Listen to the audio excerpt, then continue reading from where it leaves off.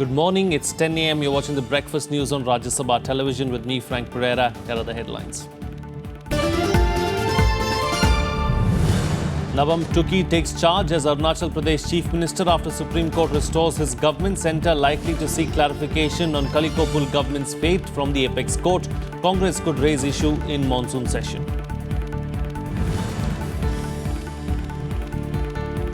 India launches Operation Sankat Mochan to evacuate 600-odd citizens from South Sudan. 2 IAF military aircraft leave for capital Juba.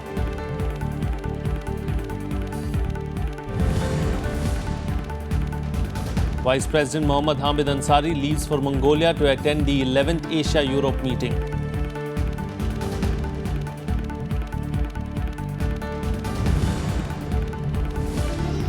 Constitutional crisis deepens in Nepal. No confidence motion moved against Prime Minister KP Sharma Oli after Maoists withdraw support to his government.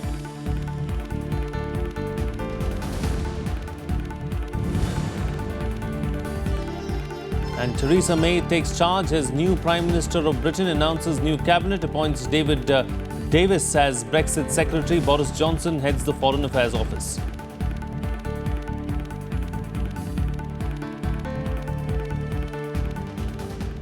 Well, Vice President Mohammad Hamid Ansari today embarked on a 3-day visit to Mongolia to attend the Asia-Europe Meeting Summit.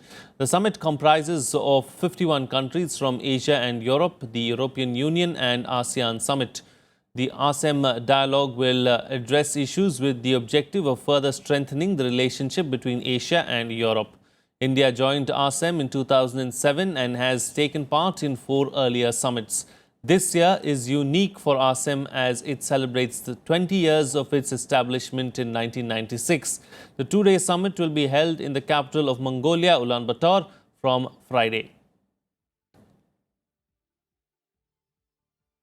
Meanwhile, in a huge relief to those stuck in Juba, South Sudan, India has sent 2 Indian Air Force C-17 military aircrafts to evacuate over 300 Indians stranded there. The exercise is being led by Minister of State for External Affairs, General V.K. Singh. According to officials, a relief flight is expected to reach Juba today. Adding, only Indian nationals with a valid Indian travel document will be allowed to board with maximum 5 kilograms of cabin baggage and no check-in pieces. It also said that women and children will be accommodated on priority. India has been closely monitoring developments in South Sudan, which is witnessing heavy fighting between former rebels and government soldiers in several parts of the capital. According to the ministry, there are around 600 Indians in South Sudan. Of them, 450 are in Juba and nearly 150 are outside the capital. Meanwhile, External Affairs Minister Sushma Swaraj and MEA spokesperson Vikas Swarup tweeted about the operation that has been named Sankat Mochan.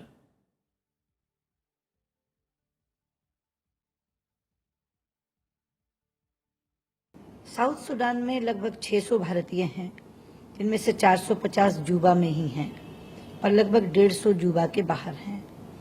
इस समय लड़ाई जुबा में हो रही है। हमारे लिए भारतीयों की सुरक्षा सर्वोच्च प्राथमिकता है। इसमें हमारे पास भारतीयों ने कहा कि उनको दिक्कत है, वहाँ पर एक तरह से गृह युद्ध है और हमारा पूरा प्रयत्न रहेगा कि हम सबको यहाँ पर सुरक्षित लेकर आएं और हमेशा अपने देश का जो भरोसा है इस सरकार पर उसको पूरा करें। Well, now moving on to the situation in Jammu and Kashmir, where the death toll in the clashes so far has reached 35. Chief Minister Mehbooba Mufti has once again appealed for calm. The centre has rushed a team of eye specialists to the state to treat youngsters who stand to lose their sight due to injuries. The death toll in clashes in Jammu and Kashmir rose to 35 on Wednesday after one more person was killed. However, the valley was relatively calm through the day as curfew remained in force in some parts of Kashmir, including Pampore and Kupwara towns. Restrictions were in place on movement of people in the rest of the valley, and mobile internet and train services still remain suspended. The Hurriyat Conference chairman Syed Ali Shah Gilani and other separatist leaders were also detained by the police. कुछ ऐसे उनसर हैं जो यहाँ अमन बिगाड़ना चाहते हैं, जो यहाँ के हालात ख़राब करना चाहते हैं, उनकी उन बातों में न आके बल्कि इन शहीदों का सबसे बड़ा खराज अकीदत ये है कि जो इन्होंने हमको दिया उसको हम संभाल सके। The centre has rushed a 3-member team of eye specialists from AIIMS in Delhi to assist the state in treating people who've been injured following the violence. Dozens of youth are in danger of losing their eyesight after being hit by pellets. Meanwhile, an Amarnath pilgrim and a local driver were killed and 23 injured in a bus collision in South Kashmir. In a display of humanity and brotherhood, residents of Bijnehara village, who were mourning the death of 2 youths in the ongoing unrest, defied the curfew and evacuated the injured to hospital. Bureau Report, Rajya Sabha TV. Well, India has reacted strongly to Pakistan raising the Kashmir issue at the UN General Assembly. Pakistan's envoy Maliha Lodi had also raised the killing of Hizbul terrorist Burhan Wani during the debate on human rights.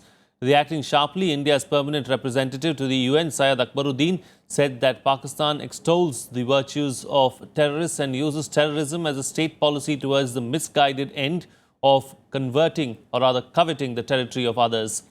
In a series of tweets, Akbaruddin said, and I quote, "The international community has long seen through such designs. Cynical attempts like the one this morning, therefore, find no resonance in this forum or elsewhere in the United Nations," unquote. Akbaruddin asserted that Pakistan's track record failed to convince the international community that it should gain membership of the Human Rights Council in this very session of the UNGA. Moving on now, Nabam Tuki has taken charge as the Chief Minister of Arunachal Pradesh. This comes after the Supreme Court restored the Congress government in the state. Prime Minister chaired a meeting of senior ministers on Wednesday evening to discuss the way forward. The Congress is likely to raise the matter in the upcoming session of Parliament. Here's more.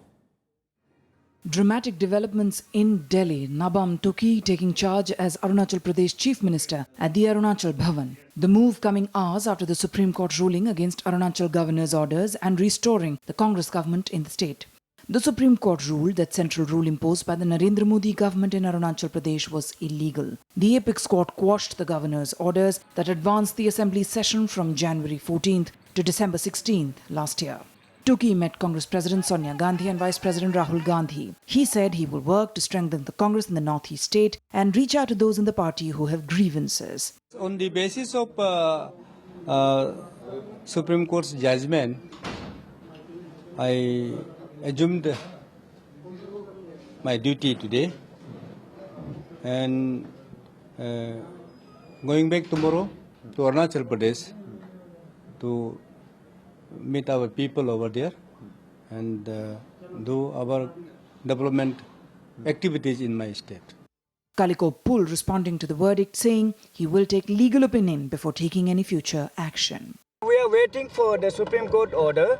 So once we receive the order, we will consult with the constitutional experts and the legal experts and we'll plan accordingly, okay? Tuki asserting that it is a Congress that has a majority in Arunachal and not an individual. कालिको पुल कोई अलग कोई political party से जीत के नहीं आया है। ये Congress party है, कांग्रेस पार्टी का मेजॉरिटी है, किसी और इंडिविजुअल का मेजॉरिटी नहीं है। जो पार्टी जिस पार्टी मेजॉरिटी है वो पार्टी सरकार बनाती है और इसलिए कांग्रेस पार्टी ने सरकार बनाया था। उसका वो लोग ने तोड़-फोड़ करने के लिए कोशिश किया।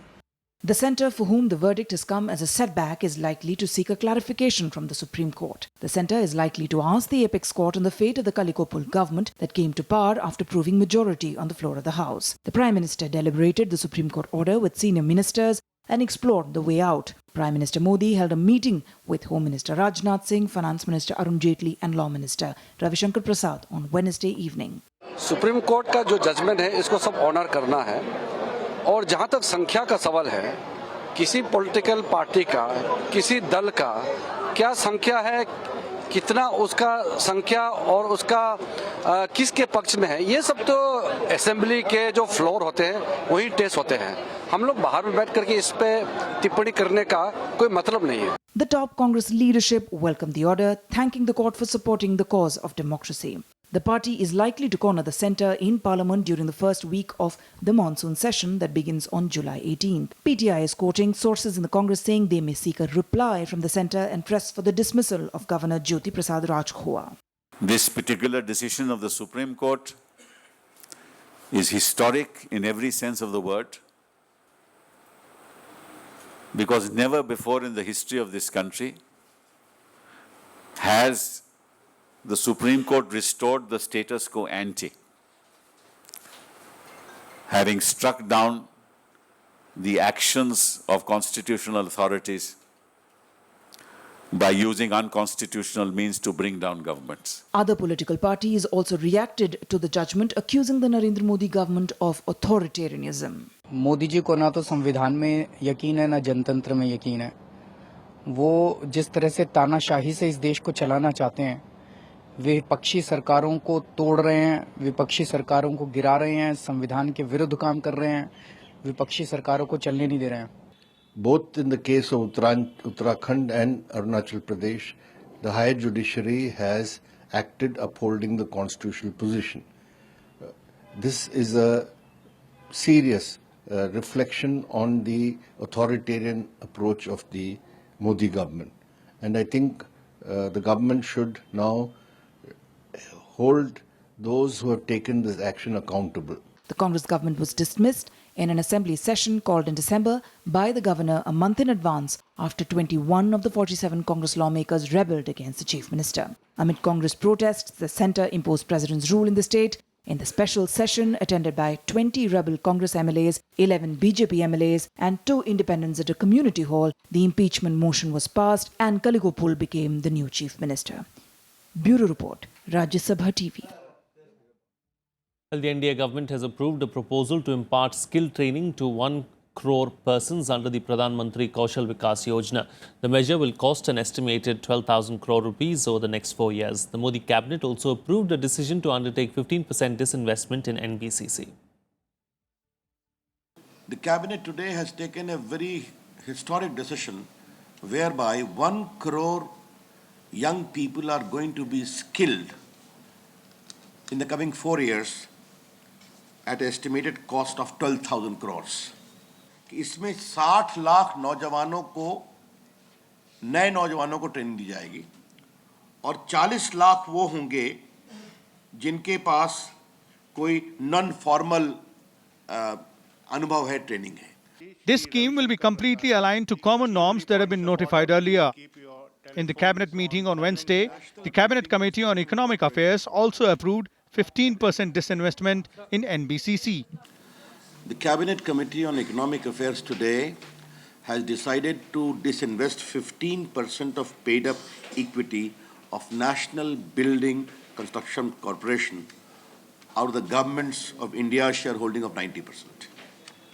The government hopes that an estimated receipt of 1,706 crores is likely to come from this. The cabinet also approved the revival of defunct fertilizer units in Gorakhpur, Sindri and Barauni, an extension of facilities such as opening of bank account, issue of PAN card and driving license to persons from minority communities staying in India on long-term visas.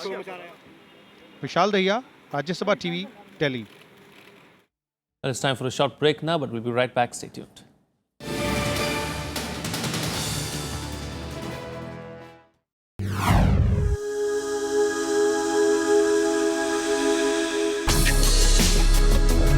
Tales that inspire. Stories of social change. A salute to diversity. Promoting public discourse. Events that motivate. Inspiring the innovative spirit. Watch Rajya Sabha television documentaries. Mondays, Tuesdays and Wednesdays at 10:30 p.m.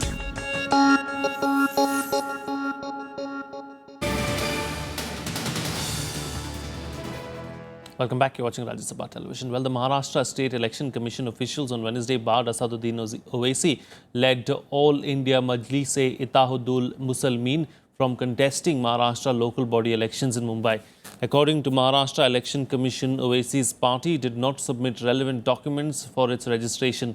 Along with AIMIM, 190 other political parties have also been de-recognized. The party plans to appeal against the ban. Imtiaz Jalil, one of the 2 legislators of the AIMIM in Maharashtra, said the party will contest the elections. The moment we get the letter of the cancellation from the Election Commission, we will go to the Maharashtra Election Commission and file an appeal, request them because the local body elections are very crucial for us, and we are going to fight the elections with full force and full strength. So it is very disappointing for us that our registration has been cancelled, but we will go in appeal with the Election Commission. Let's now get you a roundup of what's expected to make news during the course of the day in our segment, The Day Ahead. Islamic preacher Zakir Naik, who is under the scanner over his controversial speeches and sermons, may have delayed his return to India and cancelled a planned meet with the press, but will nonetheless be speaking to the media. As per Naik's spokesperson, the preacher will address a press conference at the World Trade Center today at Cuff Parade in Mumbai.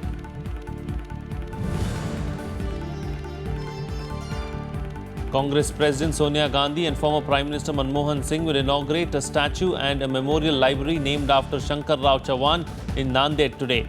The function will take place at Nanded's Yashwant College grounds. Several senior Congress leaders will be present at the function. Shankar Rao Chavan served as Chief Minister of Maharashtra for 2 terms before serving as Home Minister in the cabinet of Rajiv Gandhi and as Finance Minister in P.V. Narasimha Rao's cabinet.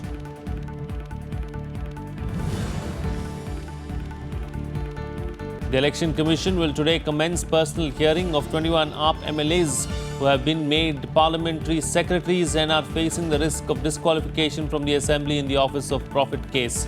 The 21 AAP MLAs had sought a personal hearing before the poll body in their reply to a notice by the EC in June. At the first hearing, the Commission may also decide on whether to hear all the MLAs together or individually.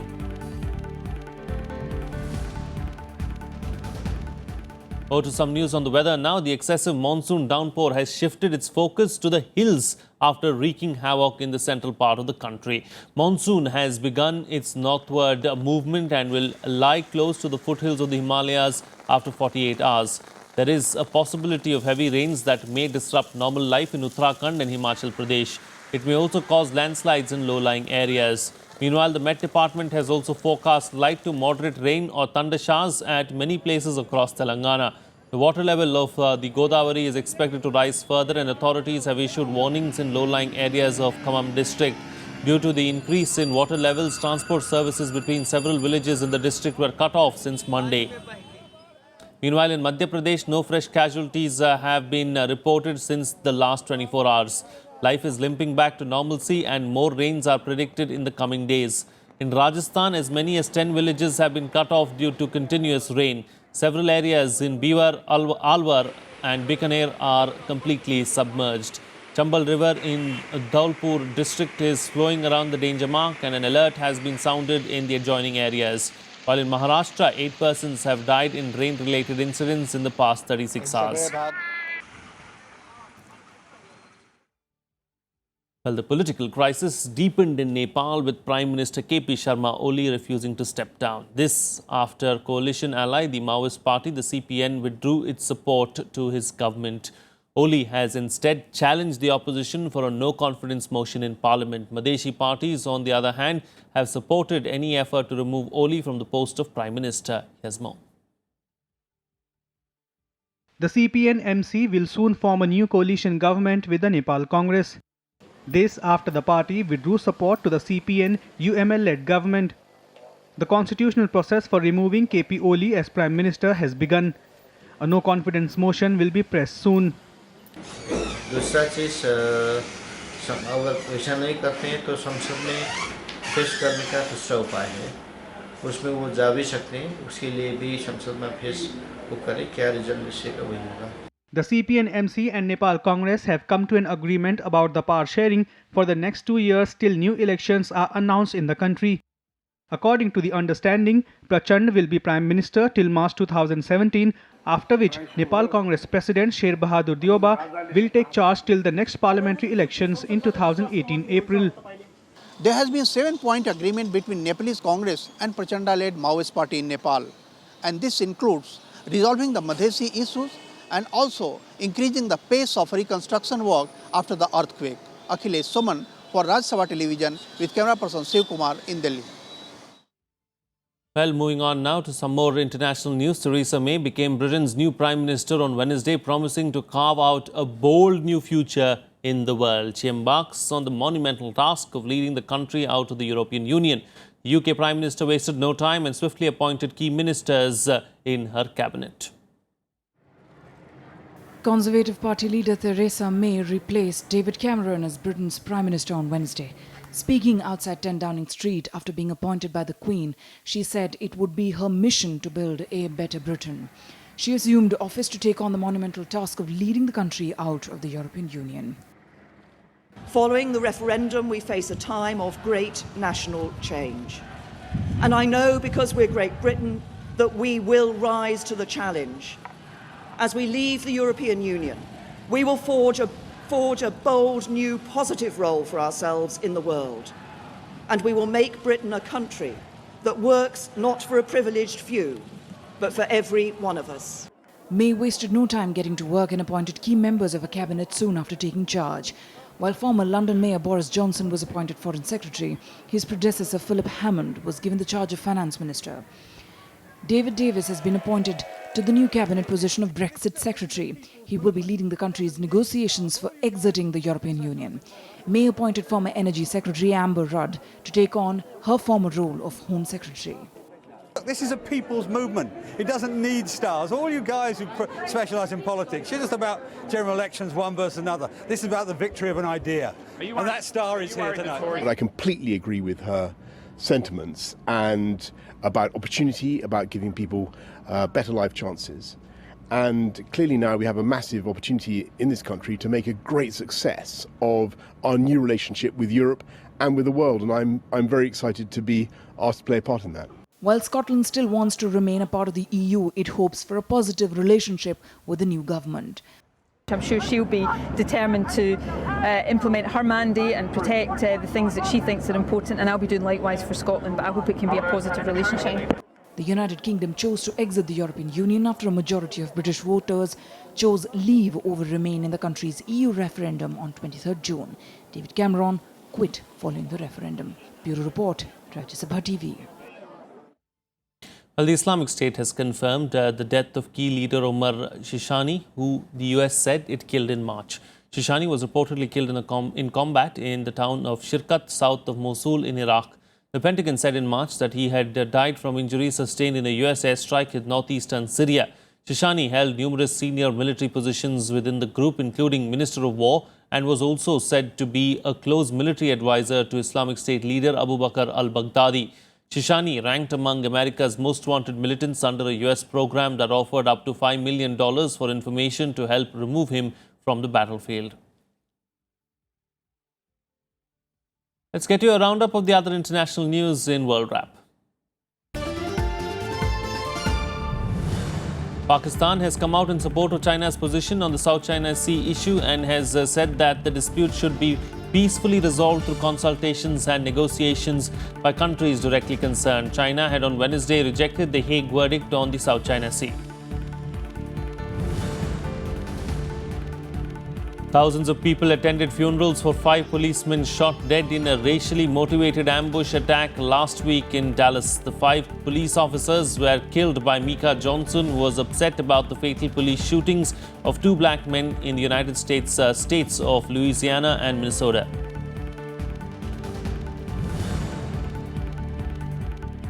German Chancellor Angela Merkel arrived in the Kyrgyz capital on Wednesday as part of a 2-day visit. During her visit, Merkel is set to hold talks with Kyrgyz President and senior members of the parliament. It is the first official visit by the German Chancellor to the Central Asian nation.